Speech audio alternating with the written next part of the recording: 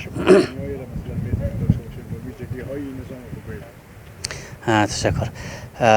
واقعا نظام فعلی که است نظام امارات اسلامی یک نظام وابسته متحد یک پارچه از نگاه امنیتشان واقعا که تمام تجارا خصوصا همکارا کارمندان از تمام ارگانهای چی دولتی باشن چی نهادهای شخصی باشه همگی رضایت بسیار کامل دارن که به خاطر که دارای یک نظام خیلی واحد و پیروی از یک رهبریت بسیار خوب و از نگاه امنیت بسیار یک امنیت خیلی عالی را فراهم ساختن اینا که فعلا برای خود ما مثلا وقتی در جریان بارگیری و اگر نیاز داشته باشن اینجا و از نگاه شخصی هم وقت حرکت کنیم مثلا از این ولایت به دیگه ولایت این تایم برای ما مثلا مشخص زمانش فرق نمیکنه چی شام باشه و چی روز باشه از نگاه امنیت بسیار زیاد مسئول است.